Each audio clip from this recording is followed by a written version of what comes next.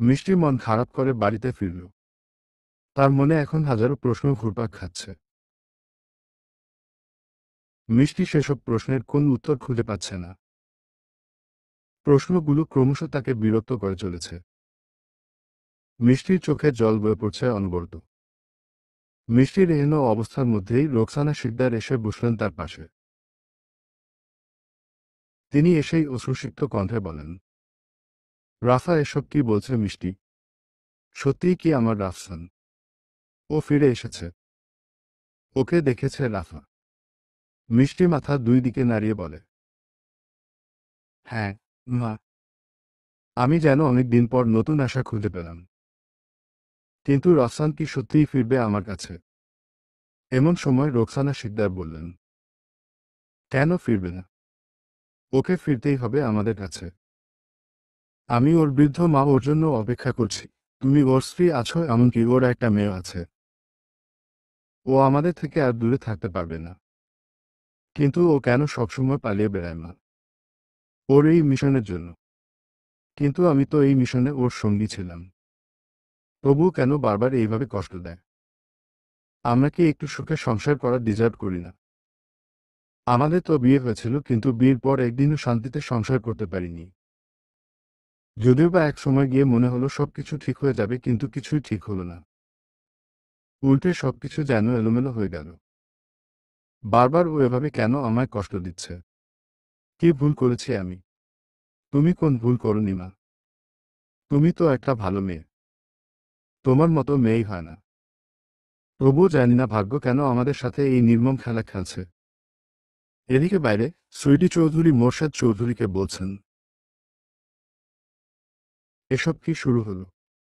এই সব কিছুই তো আমি বুঝতে পারছি না। আমার মেয়ের জীবনে কি একটুও শান্তি লেখা নেই? এতদিন ধরে যখন ধীরে ধীরে আমার মেয়ে স্বাভাবিক জীবনে ফিরল, তখন আবার হঠাৎ করে অতীতের হাতছানি কেন? এটা মোটেই ঠিক না। সব দোষ তোমার। তুমি কেন ওই রাফসানের সাথে আমার মেয়ের বিয়ে দিয়েছিলে? তোমার এই একটা সিদ্ধান্তের জন্য আজকে আমার মেয়ের জীবন এমন এলোমেলো হয়ে গেল। আমি ঘৃণা করি তোমাকে এই কারণে। তুমি আমাকে দোষ দেওয়া বন্ধ করো সুইটি। এসব তোমার মেয়ের জেদের জন্যই হয়েছে। ও এই মিশনে যোগ দেওয়ার জন্যই রাফসানকে বিয়ে করেছিল, তাহলে এখন তুমি আমায় কেন বলছো? মিশন, মিশন, মিশন, এই মিশনের জন্যই সবকিছু নষ্ট হয়ে গেল। আমার হাসিখুশি মেয়েটার আজ এই কি অবস্থা? আমি আর এসব নিতে পারছি না। আল্লাহ যে কেন আমায় তুলে নিচ্ছে না? জানি এসব কিছু মেনে নেওয়া কষ্টকর, কিন্তু এভাবে বলো না। সবকিছু ঠিক হয়ে যাবে।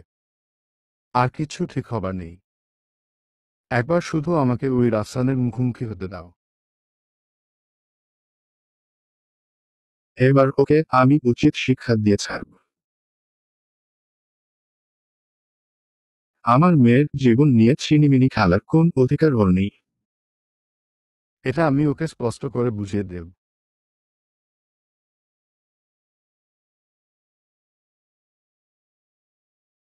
রাফা মিষ্টির কাছে এসে বলে, মোমো, ড্যাড কোথায় চলে গেল? ড্যাড কি কখনো আর আমাদের কাছে ফিরবে না?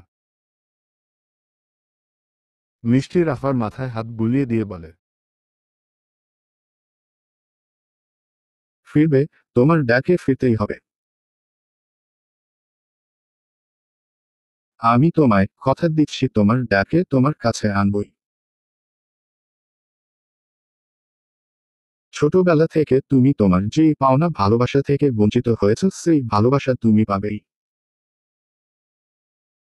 রোকসানা শিকদার মিষ্টিকে জিজ্ঞেস করেন, কিন্তু তুমি কিভাবে রাফসানকে খুঁজে বের করবে? উনি সারা জীবনই আমার থেকে পালিয়ে বেরিয়েছেন। তবে এবার আমি ওনাকে আর পালাতে দেব না। উনি যেখানেই থাকুক, ওনাকে খুঁজে বের করবই। বলেই মিষ্টি উঠে দাঁড়াল।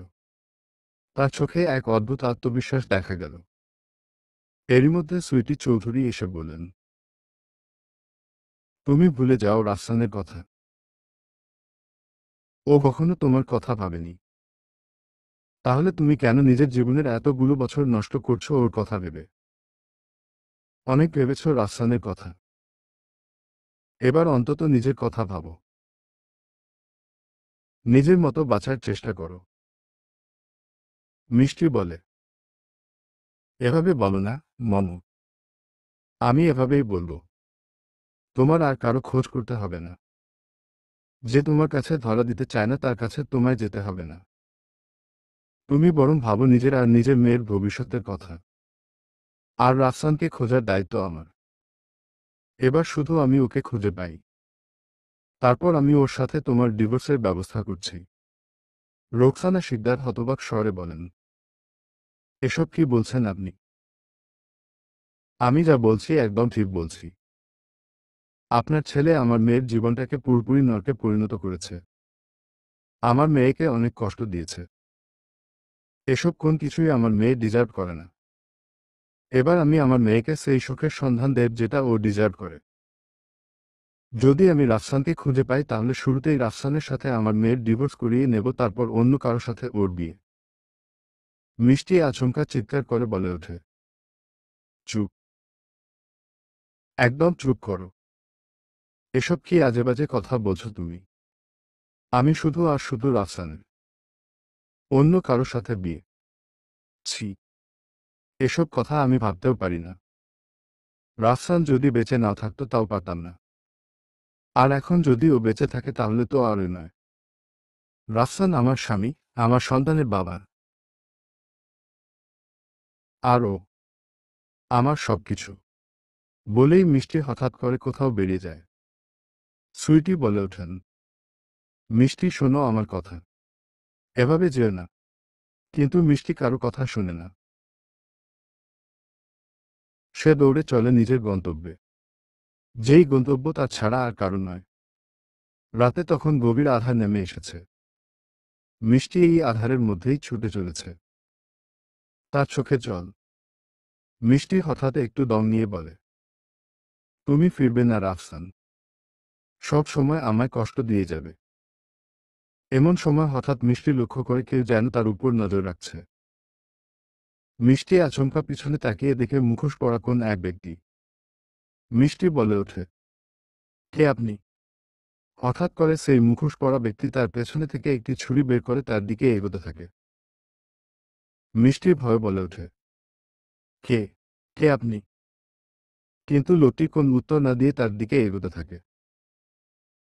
ভয়ে মিষ্টি কাঁপতে থাকে। আচমকা তার মার্সেই শহরের সেই সিরিয়াল কিলারের কথা মনে পড়ে যায়। মিষ্টি বুঝতে পারে এটা হয়তো সেই সিরিয়াল কিলার। তাহলে কি মিষ্টি এর পরবর্তী টার্গেট হতে চলেছে? মিষ্টি আর কিছু বলতে বা ভাবতে পারে না। তার যেন মনে হয় এই মুহূর্তেই তার জীবনটা শেষ হতে চলেছে। মিষ্টি চোখ দুটো বন্ধ করে নেয়। এমন সময় হঠাৎ মিষ্টি বুঝতে পারে কেউ যেন তার সামনে এসে দাঁড়িয়েছে। না, এটা সেই সিরিয়াল কিলার নয়। এক চেনা চেনা গন্ধ। মিষ্টি বুঝতে পারছে তার সামনে তার খুব আপন কেউ দাঁড়িয়ে। মিষ্টি অবাক স্বরে বলে ওঠে, রাফসান। চোখ খুলতেই মিষ্টি দেখে রাফসান সিরিয়াল কিলারকে ধরে রেখেছে। সে পারেনি মিষ্টির কোন ক্ষতি করতে। মিষ্টির মুখে হাসি ফুটে ওঠে। চলবে ইনশাআল্লাহ। পরবর্তী পর্ব পেতে চ্যানেলটি সাবস্ক্রাইবও করুন।